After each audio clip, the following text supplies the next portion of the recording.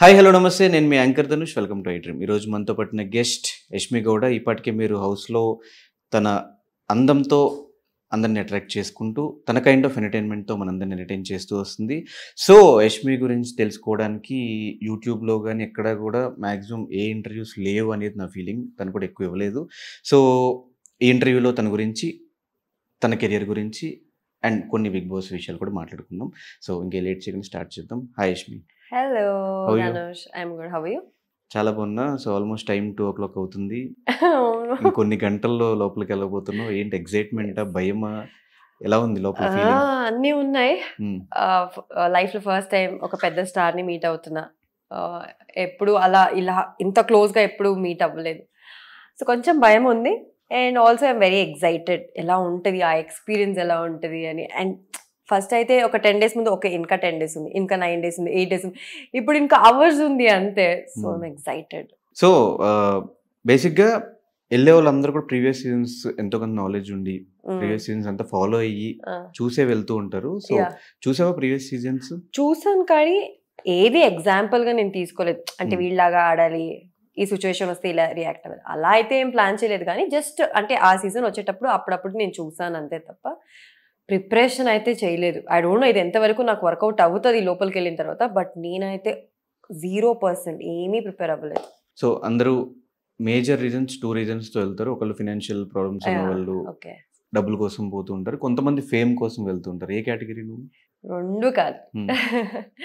I always feel అంటే ఆ రెండు బయట కూడా ఏంటో బయట కూడా సంపాదించవచ్చు. అంటే ప్రాబ్లీ బిగ్ బాస్ లో తొందరగా వస్తుంది అనుకో, బట్ స్టిల్ అదేంటో బయట కూడా హార్డ్ వర్క్ చేస్తే వస్తుందని నా opinion. I don't no.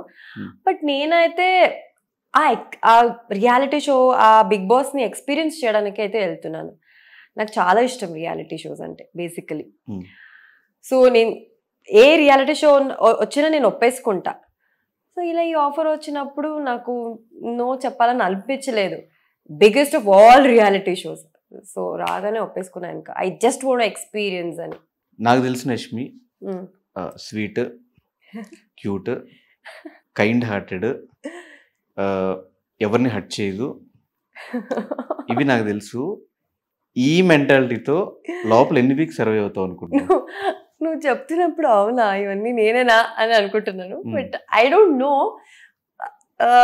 Kind hearted ఇవన్నీ ఎప్పుడు ఎక్స్పీరియన్స్ అయింది నీకు? కొంతమంది క్యూట్, ఓకే.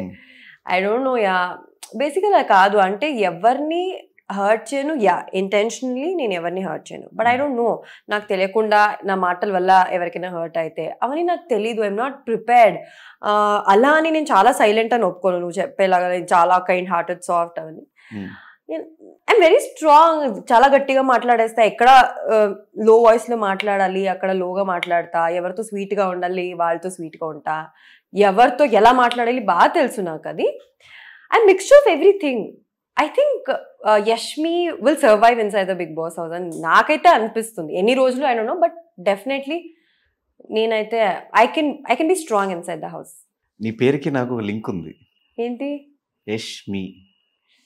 బాలేదు? బ్యాడ్ అయ్యానా? బాగుంది. బాగుందా? ఓకే. సో ప్రీవియస్ కంటెస్టెంట్స్ లో who is your favourite contestant? So మా ఇద్దరికి మ్యూచువల్ ఫ్రెండ్ సత్య కాబట్టి yeah Satya. Satya is your favourite? Yeah. ఏమైనా లేదప్పుడు సజెషన్స్ అలాంటివి ఉన్న కాలేజ్ లేదు కదా నువ్వు అసలు? సజెషన్ నా తనకి ఇంక రేపు వెళ్తున్నానంటే 1 day బిఫోర్ కాల్ చేశాను. అంటే వేరే వాళ్ళు అందరూ చెప్పారు తనకి. నేను ఎందుకు కాల్ చేయలేదంటే ఫస్ట్ ఆఫ్ ఆల్ నేను తనకి సర్ప్రైజ్ ఇద్దాం అనుకున్నా, కానీ అది నోవేర్ సర్ప్రైజ్ అవ్వలేదు. తనకి తిట్టింది ఇన్ఫాక్ట్. అరే నువ్వు ఇప్పుడు కాల్ చేసి చెప్తున్నావు, నాకు తెలుసు నువ్వు లోపలికి వెళ్తున్నావు అని. తనని కన్సోల్ చేసి కొంచెం నైస్ చేసి లేదురా నీకు సర్ప్రైజ్ ఇద్దాం అనుకున్నా, కానీ వర్కౌట్ అవ్వలేదు, అలా కన్విన్స్ చేశాను. బట్ యా లాస్ట్ మినిట్ లో తనకు కాల్ చేసి చెప్పాను. కానీ ఎక్కువ ఇంటర్వ్యూస్ ఎక్కువ ఇవ్వలేదు. యూట్యూబ్ లో చూస్తే 1 or 2 ఇంటర్వ్యూస్ నాకు ఒకటే కనిపించింది. ఇంకో సెకండ్ ఇంటర్వ్యూ ఎక్కడ తెలియదు. నువ్వు చెప్పిన కనిపించవు.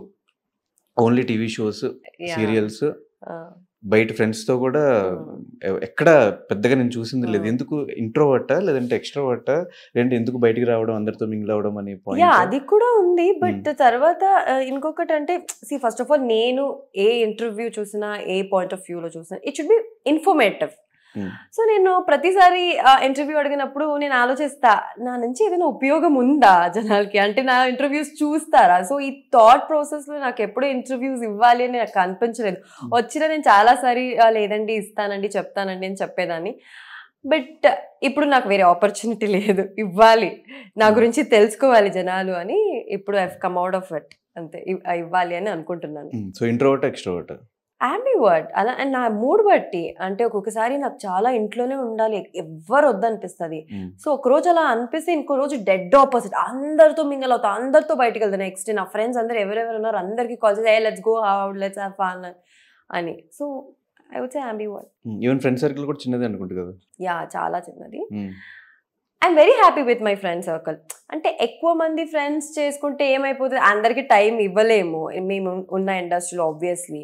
So I don't want to be like that. Friendship అంటే అది ఉండాలి, ఆ కేర్, లవ్, ఆ జెన్యూనిటీ, ఆ టైం ఇవ్వాలి. I feel that's friendship.